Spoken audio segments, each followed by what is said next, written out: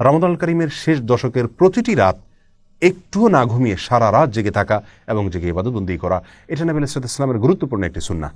প্রিয় দর্শক, আমরা যারা কর্মজীবী এবং নানা কারণে আমাদের সারা রাত জেগে ইবাদতবন্দি করার সুযোগ হয়ে ওঠে না, আল্লাহ রাসূল সাল্লাল্লাহু আলাইহি ওয়াসাল্লামের বিভিন্ন হাদিসে কিছু কিছু ছোট ছোট আমল রয়েছে যে আমলগুলো করার মাধ্যমে সারা রাত জেগে ইবাদতবন্দি করার সওয়াব আমরা পেতে পারি। সেরকম কিছু আমল আজ আমরা শেয়ার করতে চাই। তোমাদের প্রথম আমলটি হলো এশা এবং ফজরের সালাত জামাতের সাথে আদায় করা।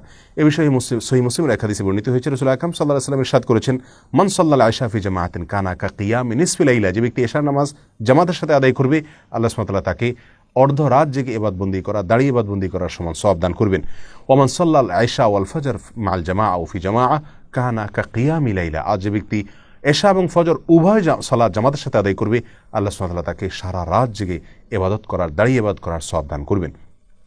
দ্বিতীয় আমল হলো ইমামের সঙ্গে এশার সালাত এবং তারাবির সালাত সম্পূর্ণ শেষ মুহূর্ত পর্যন্ত থেকে আদায় করা।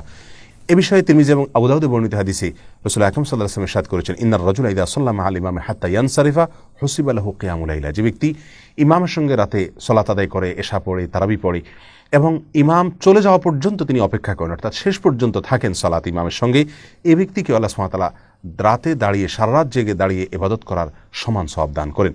তৃতীয়ত হলো রাতের যে কোনো সময় 100 আয়াত তেলাওয়াত করা। এ বিষয়ে সহিহুল জামে একটি হাদিস বর্ণিত হয়েছে, যে হাদিসে নবী আলাইহিস সালাম ইরশাদ করেছেন, যে ব্যক্তি রাতে 100টি আয়াত তেলাওয়াত করে, আল্লাহ সুবহানাহু ওয়া তাআলা তাকে সারা রাতের ইবাদতের সমান সওয়াব দান করেন, যে কোনো জায়গা থেকে 100 আয়াত তেলাওয়াত করলে রাতের ভিতরে।